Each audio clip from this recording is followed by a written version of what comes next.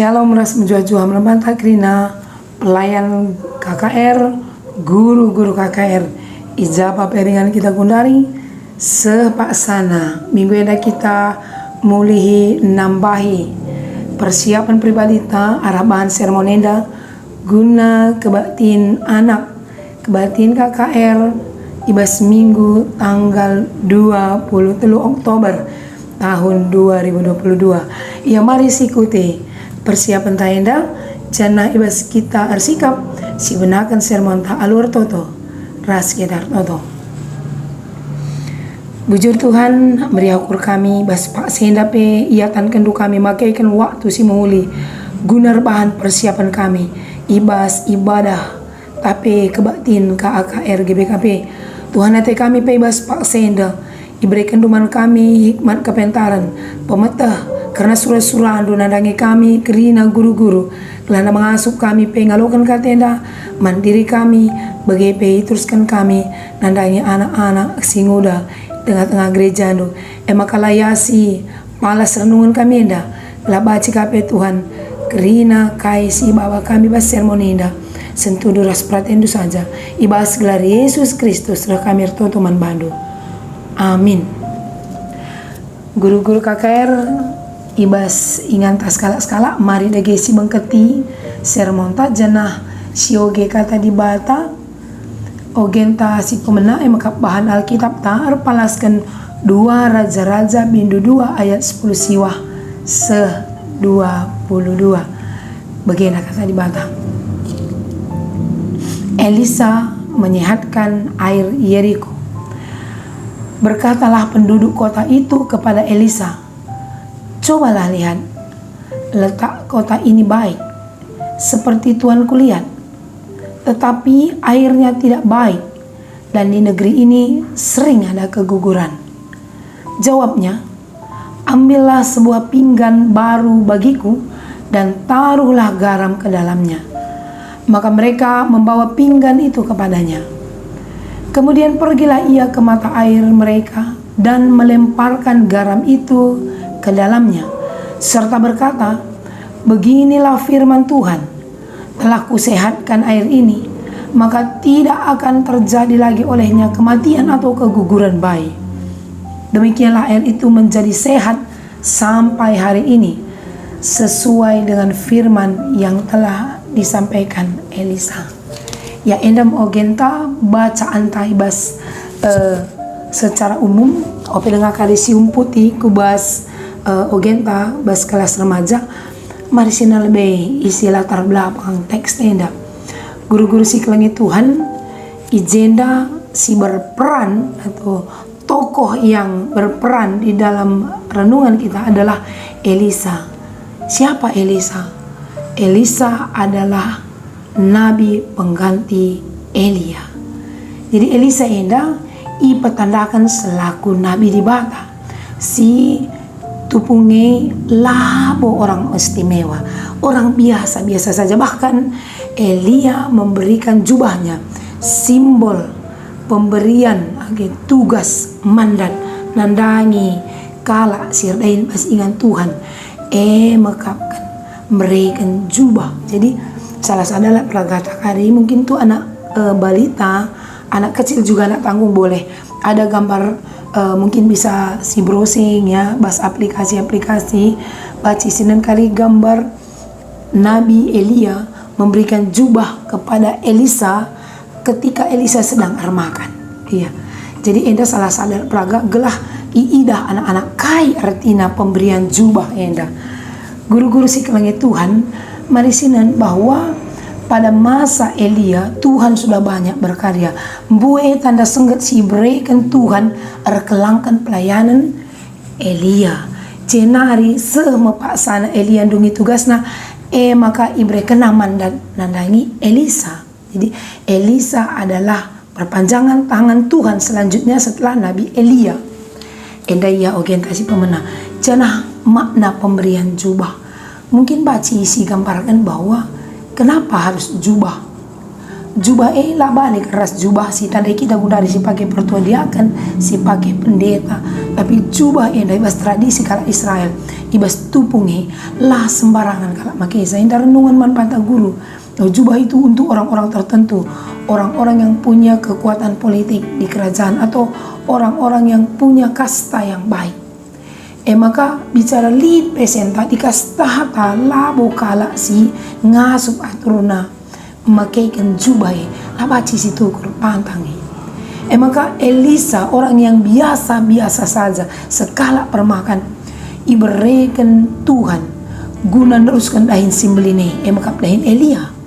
Maka sebagai simbol pendelegasian tugas dahin selanjutnya indas kena jubah na itamakan Elia jubah naman Elisa. Elisa meherga, Elisa itangkuhkan jadi suruh-suruhan Tuhan. Artinya apa? Setiap orang yang dipakai Tuhan menjadi perpanjangan tangannya, menjadi nabinya, menjadi pesuruhnya, ada kuasa di sana. Lid gegeh ije, dia diberikan kuasa. Jadi ingat, lamu Elisa si jago, tapi Tuhan sirdahin ibas Elisa. Ya, kita juga guru-guru begitu. Renungan manfaat. Mungkin kita adalah orang-orang yang kita katakan dalam kata biasa-biasa saja. Tapi ketika Tuhan memberikan mandat, memberikan sada kesempatan, ilantik kita jadi guru KKR, ada kuasa di dalam diri seorang guru KKR. Maka Gundari lah baca si katakan, aku guru KKR si biasa-biasa, kai peloli pemetahku, tidak banyak talenta, tidak ada karunia khusus. Salah. Setiap orang yang dipakai Tuhan untuk jadi perpanjangan tangannya, jadi suruh-suruhna, jadi sirdahinna, teman sekerja Allah, semua sudah diberikan kuasa Allah di dalam kita. Bagaimana ia Elisa? Maka sada paksa ibas ingan Elisa endar dahin terjadi sesuatu yang membuat orang-orang Yeriko cemas. Kota endar ia liri lau si mencile cernih adinina nanam na pentebu, tapi ibas paksa lau ngo berubah mengandung racun, jadi banyak orang sakit, bahkan orang-orang yang sedang mengandung bisa keguguran. Maka jadi kecedahan mogogo na ate kala enda, dan mereka meminta supaya Elisa bisa menyehatkan airnya. Guru-guru si kelengi Tuhan tentu ada latar belakang. Ini mengacu kepada teks kita. Ada teks takari dikatakan bas kelas anak kecil ya, bersih gitu ya, bersih. Apa yang perlu dibersihkan? Di sini pas ogen tenda, adakah orang yang membuat air itu menjadi kotor dan tercemar? Atau ini adalah sebuah gambaran kerohanian? Iya, secara langsung tidak ada diceritakan bahwa orang membuang sampah ke air sungai, ke danau, ke laut, sehingga air itu menjadi tercemar. Tadi jadi limbah industri, tidak ada. Yang ada adalah bangsa itu tidak menyembah kepada Tuhan, tapi mereka menyembah kepada Dewa Baal. Dan Tuhan murka. Jadi ketika Tuhan murka, air itu berubah menjadi air yang beracun dan mematikan bagi mereka. Tapi bagi izinkan Tuhan Elisa untuk mentahirkan air itu, untuk membersihkan air itu, supaya air itu tidak lagi beracun. Sebenarnya Allah bisa melakukan sendiri tanpa Elisa, tapi kenapa tangan Elisa dipakai? Tujuannya gelap bangsa mulihi nembah Tuhan, gelap bangsa olah nembah dewa-dewa siapa selain nembah Tuhan. Ras persuruhne ipakena nuduhkan kuasana. Maka nina ambillah pinggan ras tah masira. Maka ambur kena kulo andai cenari bersih malau sehat malau lanaya menghasilkan racun. Guru-guru si kelengi Tuhan, jangan salah ambil alat peraga. Ya, terkadang kita mencari alat peraga apapun ada kata-kata atau benda yang ada dalam teks buat. Jadi apakah kira-kira gambar yang boleh kita ambil untuk anak balita jika kita membuat cerita bergambar? Gambar apa? Gambar garam atau gambar Elisa sedang menaburkan garam ke air? Boleh, kita boleh cari di beberapa media sosial, ada gambar-gambar animasi atau karikatur tentang cerita Elisa yang membuang garam ke air. Tapi ingat, ulakah kita membuat gambar anak bayi mati atau orang mengandung, orang lagi minum. Walaupun ceritanya tentang itu, tapi arahannya bukan ke sana. Topik kita adalah air itu kembali ditahirkan, dibersihkan oleh Allah. Medianya garam. Jadi salah satu alat peraga kita boleh ditunjukkan garam, tapi perlukah penekanan edaman kerina kelas mulai balita sampai remaja. Kalau ulah kari ia salah persepsi bahwa garam itu seutuhnya akan mengubah racun menjadi obat, racun menjadi penyembuh. Ulah kari bereksperimen anak-anak tak buat garam di kala keracunan suruh apaan, atau buat garam taman aku beberapa zat yang berbentuk racun. Ulah palas kalau kita ngatakan garam itu adalah media yang dipakai Allah untuk menunjukkan kuasanya, dan Allah bisa pakai apa saja. Di sini bahas kita perjanjian baru, Allah bisa pakai apa aja. Bisa pakai air, minyak urapan, bisa pakai tanah. Kai pebaci pakai di bata guna nuduhkan kuasana, dan salah satu media yang dipakai Allah itu adalah garam. Jadi harus digarisbawahi, bahkan garam itu bukan menyembuhkan racun pada zaman sekarang, tapi pada masa itu garam adalah salah satu benda yang dipakai Allah untuk mentahirkan air yang sedang beracun di Jericho. Kai hubungan naras kita Gundari, tema anak balita itu bersih, menjaga kebersihan. Jagalah kebersihan. Bagaimana hubungannya teks kita dengan tema anak balita? Iya, ternyata kebersihan itu, kemurnian air itu tidak semata-mata tangan kita yang langsung mengotori, tetapi ada soal kerohanian. Di sini pernah sebagai pepatah mengatakan kebersihan adalah sebagian dari iman. Itu benar menurut teksnya. Enggak. Kalau jadi kolabu ya buang sampah dikatakan aja, tapi perbanlai sembahna Tuhan si Mada Kuasa, lau jadi beracun, sumber kehidupan itu tercemar karena murka Allah. Maka lidna hubungannya kini teken ras perbahanan yang melahirkan tindakan. Jadi orang-orang yang tidak takut akan Tuhan, tindakannya juga tidak akan menunjukkan tindakan-tindakan yang peduli terhadap kebaikan-kebaikan di dalam kehidupannya. Maka kalau si malang mandibata ukur kena gerakanna lape si perintahkan atau nang kotor dalam huli cana atau kang menjaga kebersihan. Maka lape si suruh amba kena sampah besinganna, lape si suruh atau nang mengelola limbah. Apakah misalnya anak-anak tak pagi jadi skala ilmuwan, skala si pandai yang membangun perusahaan, penemu-penemu, ahli-ahli ilmu pengetahuan.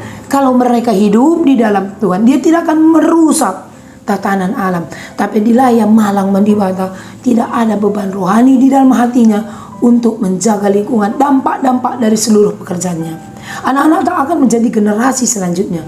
Jadi penekanan Taijeda berdasarkan kitab Jericho adalah setiap anak KHKR yang pertama yang menjadi dasar mereka mencintai seluruh tatanan kehidupan, mencintai dunia ini, mencintai lingkungan ini adalah takut akan Tuhan, mendekatkan diri kepada Tuhan, sehingga Tuhan akan memberikan kebaikan-kebaikan bagi alam. Ras Adi Gundari, pertanyaan, alam sudah begitu banyak rusak, alam sudah begitu banyak menderita, bisakah dengan sekali mentahirkan bumi ini akan disembuhkan? Adi Rikur kata di batin, tidak bisa. Kenapa? Kalau Allah berkarya kai pebaci, tapi adi lasi benakan, lasi pidoman Tuhan, la mulih kita mandibata, tentu tidak ada perbaikan yang akan terjadi, tidak ada kesembuhan terhadap alam yang terjadi. Jadi renungan mengguru si baci si katakan mana anak-anak maka masuk kita lebih bebas bacaan remaja, ijazahnya bacaan remaja terpalaskan kita perjanjian lama. Panen sindekah Yesaya bindu 40 sada ayat 10 waluh ayat 20. Begini katanya, aku akan membuat sungai-sungai memancar di atas bukit-bukit yang gundul, dan membuat mata-mata air membual di tengah daratan. Aku akan membuat padang gurun menjadi telaga dan memancarkan air dari tanah kering. Aku akan menanam pohon aras di padang gurun, pohon penaga, pohon murad, pohon minyak. Aku akan menumbuhkan pohon sanobar di padang belantara dan pohon berangan serta pohon cemara di sampingnya, supaya semua orang melihat dan mengetahui, memperhatikan dan memahami bahwa tangan Tuhan yang membuat semuanya ini dan yang Maha Kudus, Allah Israel yang menciptakannya. Iya, si pelajari lebih teks tenda secara sederhana rasi hubungkan karya ras bacaan si pertama dai. Adisi pertama dai di bata mindo gelak rina bangsa sembah manbana. Kenapa? Kalau Allah adalah pencipta bumi beserta isinya, Allah yang punya kuasa atas bumi ini. Di kitab Yesaya kembali diingatkan ayat 20. Rekrina enda di bata Raja Israel sinepasa. Jadi hubungan yang pertama adalah sama-sama diciptakan oleh Allah. Yeriko yang punya air luar biasa jernih, bersih dan manis itu pada waktu itu sebelum tercemar, itu adalah ciptaan Allah. Dan semua yang diceritakan di kitab Yesaya itu adalah ciptaan Allah. Apa yang Allah berikan di sini? Jadi kitab Yesaya itu terbagi atas 3 bagian. Yang pertama proto Yesaya, kedua deutro Yesaya, dan yang ketiga trito Yesaya. Proto Yesaya berbicara tentang keadaan bangsa Israel sebelum masa pembuangan. Proto Yesaya. Deutro Yesaya berbicara tentang Israel di masa-masa pembuangan. Dan trito Yesaya berbicara tentang bangsa Israel pada masa pasca pembuangan, perjalanan menuju kembali ke tanah leluhur. Nah, Ogenteda adalah bentuk sebuah penglihatan Yesaya yang diberikan Allah kepadanya. La arwatedo sebab mulihkan pagi kubahan erga bagi si muli. Satu permintaan Tuhan, kembalilah bangsa Israel ini menyembah Allah. Ulah sembah du dewa-dewa, ulah sembah du dibatasi depan. Emang kemerawa di bataman bangsa Israel tuh punge. Itulah mereka diizinkan diserang dan ditawan oleh bangsa Babel. Tapi perubahan kelang hati Allah, ia kembali mengingatkan melalui Yesaya, kembalilah kepadaku, adi mulih kaman bangku. Kupekena kulihi kegelundu, kupekena ulihi tanah kemulihandu, kerina dunia do kupekena guna kini lindu. Apa itu? Aku akan membuat sungai memancar di atas bukit-bukit yang gundul. Edakam secara manusiawi ini sulit diterima.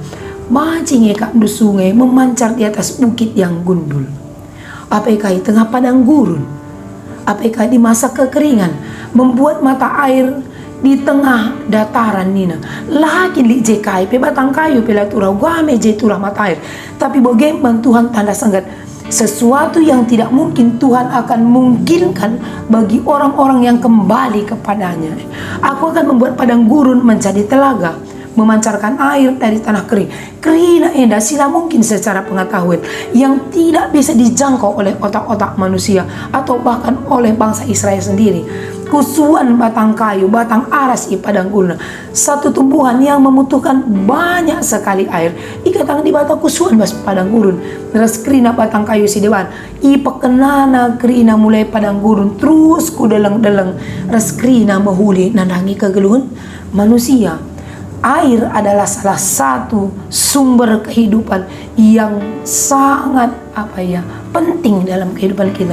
Cilang, bayangkan saja hari ini tidak ada air, atau kekurangan air, atau bahkan kehilangan air bersih. Semua kita bahayanya.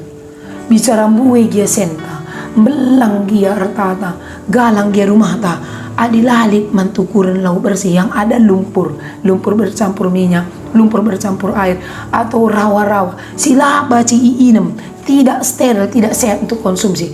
Itu sangat menderita. Tapi karena kita tidak kehilangan air, karena kita bisa mengelola air, bisa menggunakan air, bahkan boros keran terbuka sampai air terbuang sia-sia, tidak ada masalah. Kenapa? Karena kita tidak sulit mencari air. Nah, ini baca sih kita akan anak-anak tak betapa mengerikan ketika air tidak ada. Ridi saja ia mabaci ya di lalik lau, minum lagi tidak bisa. Banyak sekali hal. Jadi mungkin baca kasih bahan anding-andingan nadi untuk anak remaja. Apa saja sih urgensi kebutuhan hidup kita tentang air? Sila bacilah misalnya Ridi dan ya cuci muka atau gosok gigi atau mandi dan sebagainya. Ya. Semua yang berhubungan dengan kebutuhan setiap hari. Lapak dah jesiban untuk tumbuh-tumbuhan, untuk tanaman. Mandi rindu saja lalik lau bahaya. Ketika kita mau ke toilet nggak ada air, itu sangat rumit. Dan kalaupun ada itu beracun seperti kitab Yeriko. Nah, jadi yang dibagi, bersyukurlah kepada Tuhan ketika air itu masih tersedia, ketika air itu juga bersih, dan ketika air itu juga boleh kita pakai dengan sebuah kebebasan. Justru maka kita harus mengucap syukur kepada Tuhan. Ya, ada cinta ikata kenakaman bantah. Situnya tidak murni tentang air ya, tapi tentang menjaga kebersihan. Tema kita diarahkan menjaga kebersihan. Nah, adiman remaja berbeda dengan anak balita ya. Anak balita itu bersih. Bersih itu berarti kata benda. Apa aja yang disebut bersih? Ya, kita bisa tunjukkan gambar-gambar. Oh, ini rumah yang bersih. Ini sekolah yang bersih. Ini jalan yang bersih. Baca kasih bandingkan ras jalan sila bersih atau rumah yang tidak bersih, lingkungan yang tidak bersih. Mereka masih mengenal kata benda. Jadi ulah kasih pak saya untuk hal yang lebih lanjut tentang kebersihan. Dan bagaimana itu dibersihkan berarti dengan perilaku. Bagaimana perilaku itu muncul dengan iman kepada Tuhan. Kembali lagi, orang Yeriko harus punya iman. Dan Elisa memberikan air itu kembali dalam posisi bersih itu atas kuasa Tuhan. Ketika Elisa percaya kepada Tuhan, Elisa bisa dipakai untuk mentahirkan air itu. Jadi anak KKR ketika diberikan kuasa oleh Tuhan, nampan cauga bersih. Maka baca bismillah li aksina, bantu guru-guru. Baca li aksina pulang sekolah minggu, mungkin beberapa gereja kita bisa kita ajak anak-anak untuk membersihkan ruang kebaktiannya. Ya. Mungkin ada beberapa nanti orang tua yang kayak kena guru nih. Tapi kita cari, mungkin kita siapkan 2-3 biji sapu atau sapu lidi atau sapu kelas. Ukurannya diperkecil ulah bagi sapu galang kalau dewasa.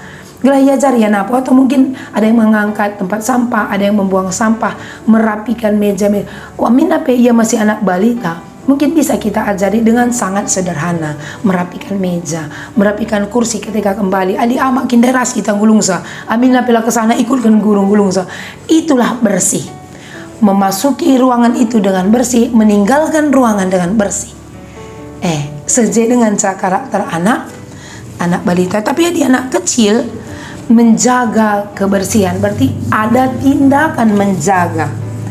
Dalam peragana baca kakak bentuk gambar bagaimana orang yang menjaga kebersihan. Berarti ada tempat sampah. Enda si suruh karena anak KKR buang sampah pada tempatnya. Ingin sampah maidah. Bas gereja casada yang anggo pecah. Jadi kalau menjaga kebersihan, si anak KKR selanjutnya mungkin mereka bisa membuat tempat sampah atau bersama-sama berpikir bagaimana pengadaan tempat sampah digulir atau menjaga tempat sampah tidak rusak. Menjaga artinya adilipe kegiatan bas gereja. Tidak hanya sekedar membuang sampah, tapi merawat lingkungan itu. Adili bunga dalam siram di sana. Jadi kadang-kadang perlu kita libatkan mereka supaya mereka merasa memiliki dengan apa yang ada. Rumah sebagai kasih katakan. Menjaga kebersihan. Minggu silewat bahanta menggunakan plastik ya yang kita lipat dan boleh kita gunakan kembali. Adili ingat sampah nak. Menjaga kebersihan, ada keranjang sampah yang kecil, ditaruh dulu alasnya plastik, baru sampah dibuang. Ketika besok mau membuang sampah, tinggal angkat plastiknya. Artinya itu menjaga. Lang nih kak, tong sampah hendak balik ka bolong-bolong na ventilasinya. Siapa kan bahas benda cair, malah aku terus. Sama saja membuang sampah pada tempatnya, tapi tidak terjaga kebersihan. Uga yang merawat lingkungan nah, deba-deba rumah, irakan di halaman nah. Dia membelang ke halaman. Tapi kita kan tidak tinggal di rumah saja, tinggal di sekolah juga, tinggal di tempat belajar. Mungkin ada dia bimbel, ada les privat. Kita cari bahwa ketika dimanapun dia berada, dia harus jadi contoh untuk menjaga kebersihan. Terlepas dari teman-temannya yang tidak melakukan tindakan-tindakan itu. Tapi ada pun tak arah tindakan, banyak juga orang yang berefleksi, kenapa dia menjaga kebersihan, menjaga sampah, membuang sampah pada tempatnya.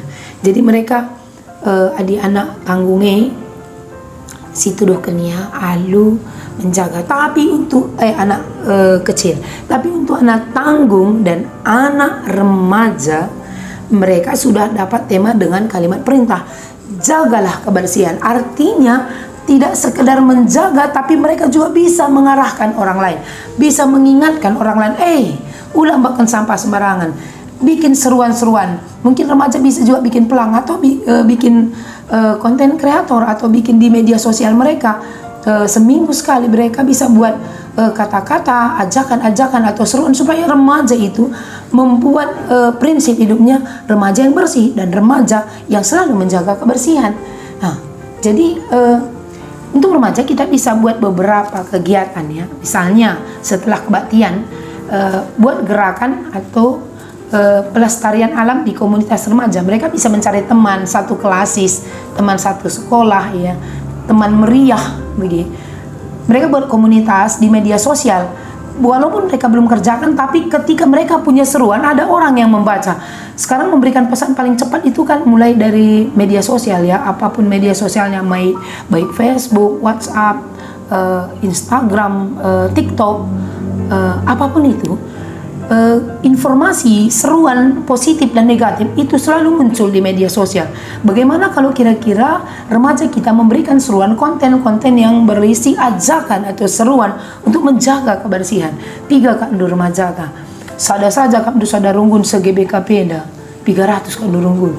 Bikin seruan di media sosialnya itu kan menjadi viral dan menjadi ingatan, remaja GBKP ini sudah mulai menyuarakan. Dung nasi menyuarakan pengo laksanakan lah, sebab melakang dah 11 kan lah sidalankan. Jadi mabahan bana karya dahikan lagi gitu ya. Kemudian menyebarkan semangat untuk melestarikan lingkungan hidup. Tidak hanya menyebarkan gerakan untuk melestarikan, tapi karena lingkungan hidup. Akhirnya mereka mencari konten-konten atau melakukan gerakan, bahkan memposting kegiatan remaja atau kegiatan pribadinya. Kemudian dia juga sudah bisa berefleksi melalui kontennya bahwa sesuatu yang tidak terjaga terawat itu akan menjadikan kerusakan lingkungan, dan dampaknya mungkin lebih jauh dari bayangan, lebih jauh dari imajinasinya tentang kebersihan ini, tentang lingkungan ini. Dan mereka akan selalu merangkum dengan kata percayalah kepada Tuhan, karena remaja-remaja yang takut dengan Tuhan yang mampu memberikan gambaran-gambaran seperti ini. Jadi menjaga air situ di basogian tandai supaya air ditahirkan. Jadi remaja bisa juga kita buat alat peraganya. Kalau guru-guru bercerita membuat siklus air, bagaimana mungkin air yang kita konsumsi di rumah itu kotor, kita bisa bikin skemanya kan, dari lingkungan yang kotor, tanda panah, kayak dari endapan masuk ke penampungan air negara misalnya yang dibuat oleh kabupaten, provinsi, dan itu yang disalurkan ke rumah. Atau kebalikannya, kita lagi mencari bagaimana sumber air yang bersih. Jadi membuang sampah limbah industri atau apapun yang mencemari lingkungan ini bisa dibuat skemanya dan sampailah air itu ke rumah-rumah penduduk, dan penduduk itu salah satunya lah kita. Makanya gerakan pelestarian lingkungan, gerakan menjaga kebersihan itu bisa menyelamatkan air di rumah kita. Tapi yang penting sekali lagi bagi Nita, bas awal renungan bahwa orang-orang yang terpanggil untuk memikirkan bumi ini, orang-orang yang tergerak hatinya untuk menjaga kebersihan ini, yang pertama adalah orang yang takut akan Tuhan, yang memberikan hidupnya kepada Tuhan, dan dia akan menjaga dirinya, menjaga lingkungannya, bahkan menjadi orang yang menjadi inspirasi bagi orang-orang banyak. Nah, bagi guru-guru si kelengi Tuhan, bos pelayanan tas keleda berbicara tentang air yang ditahirkan, berbicara tentang lingkungan yang kembali dipulihkan Allah. Jawabannya hanya satu: ketika seseorang itu kembali kepada Tuhan, maka bumi ini akan disembuhkan. Amina penterembas dunia dalanan dari Tuhan. Amina terembas dunia si turut menyumbang sampah dan membuat sakit bumi, membuat kotor. Tapi ada anak-anak Tuhan yang berserah kepada Tuhan, itulah KKR. Anak-anak Tuhan yang berserah kepada Tuhan, sesuatu yang mustahil, yang tidak logika bagi banyak orang di dunia ini, itu akan terjadi. Dan mujizat itu terjadi dari tangan anak-anak KKR kita. Bagaini dokariman ia, bahwa mujizat Tuhan bisa terjadi dari tangan kita. Seberapa besar pun masalah di muka bumi ini, kalau Tuhan ingin memberikan mujizatnya, dan itu bisa terjadi. Apakah mujizat itu dalam bentuk kemampuan berpikir, kemampuan mengelola, atau sesuatu yang ditahirkan kembali, itu adalah otoritas Tuhan. Enda baca bahan kami, nampati kita kerina guru-guru ibas persiapan pelayanan tak janasi pindo, maka kesaksi badia tetap nampati kita untuk mampu melayani seturut kehendaknya. Selamat melayani untuk kita semua. Tuhan Yesus memberkati. Amin.